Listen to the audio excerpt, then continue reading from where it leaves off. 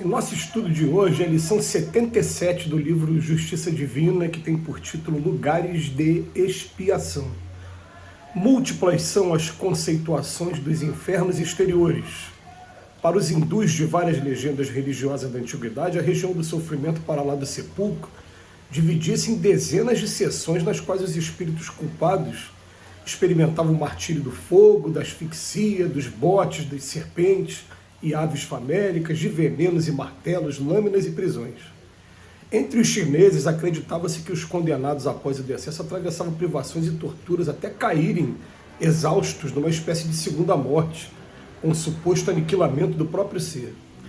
Egípcios empregavam aparatosos regimes de corrigenda para os mortos, que fossem implacavelmente sentenciados a penas aflitivas sobre as vistas de Anubis. A crença popular grega admitia a existência de abismos insondáveis além túmulo, onde os maus eram atormentados por agonias cruéis. E seguindo por vasta escala de concepções, a teologia relaciona infernos hebraicos, persas, romanos, escandinavos, muçulmanos e ainda os que são até hoje perfilhados pelos diversos departamentos da atividade cristã.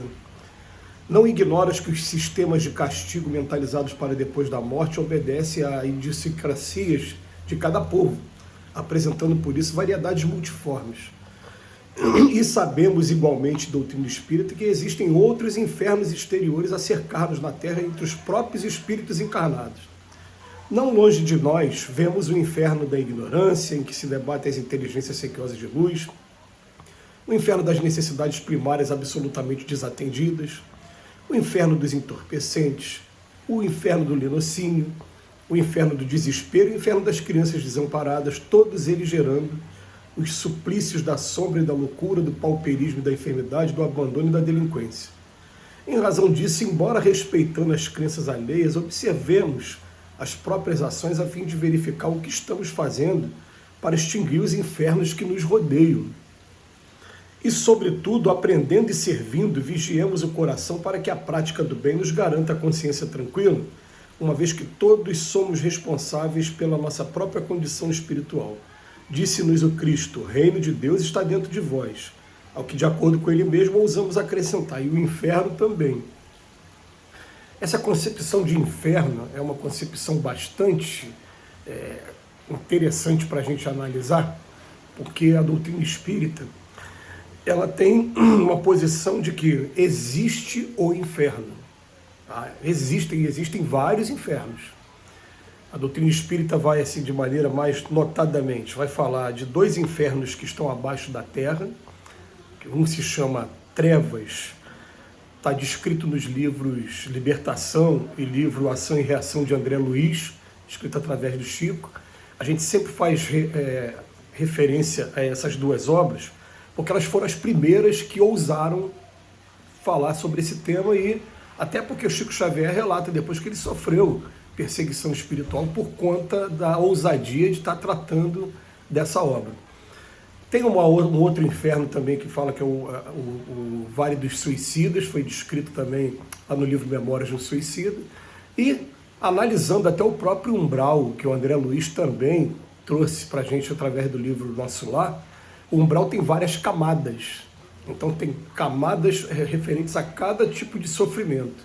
Vai bater muito com o que o Emmanuel faz referência aqui sobre o inferno hindu. Mas a verdade é que todas as culturas religiosas de todos os tempos, elas estão sempre trabalhando essa questão do sofrimento.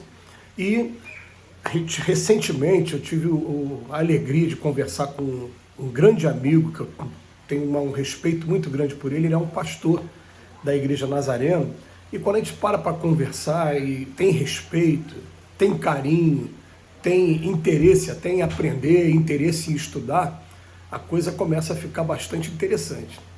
E eu parei para conversar com ele e fiz uma pergunta para ele, falei: você me ajuda na minha pesquisa? Por exemplo, eu quero defender a tese de que um pai que ama incondicionalmente como Deus jamais vai jogar alguém no inferno e ficar para sempre, seu inferno eterno. Eu tenho essa concepção comigo aqui, uma concepção para mim. Então eu queria que você desse uma de advogado do lado contrário, igual a gente faz quando está no tribunal, e você me provasse que eu estou errado. né? Aí ele veio trazer os versículos, vários versículos que dizem, ele começou pegando o Salmo 37, dizendo que os ímpios, aqueles que não creem, serão lançados no inferno. Eu falei, não, tá, aqui esse versículo está dizendo que existe o inferno, mas eu quero saber se o inferno é eterno, se tem algum lugar que diz que o inferno é eterno. E aí ele realmente, ele me mostrando, ele não conseguiu, não tem nenhum versículo na Bíblia que diz que o inferno é eterno. Só diz que serão lançados ali os culpados, aquilo que a gente já sabe, né, que está até descrito na lição aqui de hoje. O que mais se aproximou foi quando ele citou aquela passagem que tem do rico e do Lázaro, quando ele diz que lá a advertência de que existe um abismo muito grande entre o rico e o Lázaro, quando o rico queria ir lá para o lado de Abraão, ficar sentado do lado de Abraão, ao lado de Lázaro também.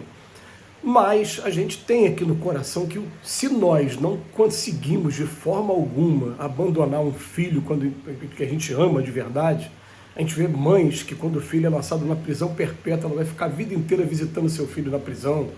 O amor nosso, que ainda é um amor imperfeito, chega a esse ponto. Você imagina o amor de Deus, como é que o amor de Deus simplesmente me jogaria no lixo para sempre por eu ter cometido alguns equívocos? Aí vem a doutrina espírita trazendo a seguinte informação: existe inferno? Existe. Nós vamos entrar nesse inferno? Sim, se a gente não estiver com a consciência tranquila. Emmanuel fala sobre isso. Vigiemos o coração para que a prática do bem nos garanta a consciência tranquila, uma vez que todos somos responsáveis por nossa condição espiritual.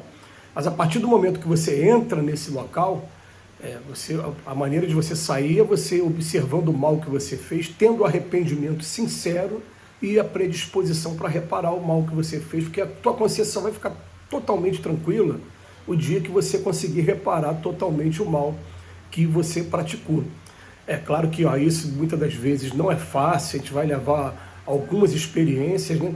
Uma das coisas que esse pastor querido, ele veio falar comigo e falou, olha, nós acreditamos um versículo do Velho Testamento que ao homem é dado morrer uma só vez.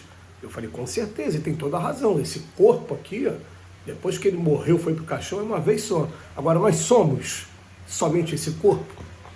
Nós somos somente homem? Ou nós somos espírito? Será que a gente não vai ser levado para o outro lado da vida?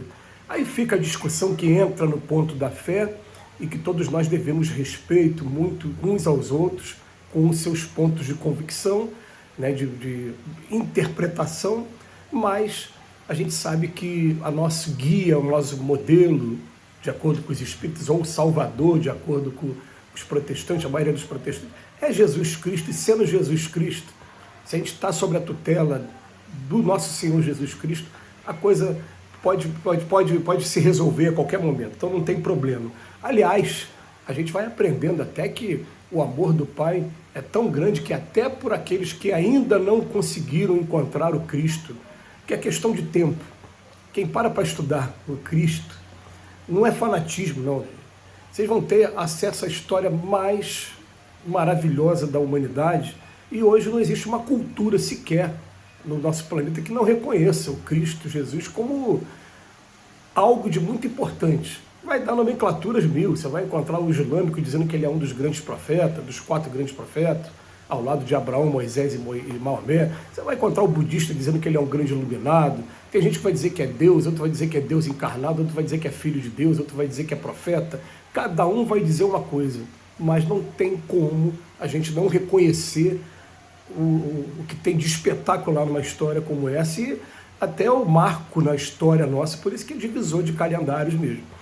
Mas se nós estamos baseados em Cristo, então nós respeitamos, mas o Emmanuel vem trazendo para a gente, não vamos ignorar que existem sistemas de castigos, e esses castigos, eles estão tanto para o encarnado como para o desencarnado. Ele até faz referência para a gente. E aqui na Terra, nós temos o inferno da ignorância, nós temos o inferno daqueles que falta até o básico para sobreviver, o inferno dos entorpecentes, o inferno do desespero, criança desamparada, vários tipos de inferno, que cabe a cada um de nós a gente amenizar, e a partir de agora também a gente ter a nossa consciência tranquila para a gente não descambar para daqui a pouco estar estagiando nessas regiões. Que Jesus nos abençoe hoje e sempre. Muito obrigado, Emmanuel, pela reflexão.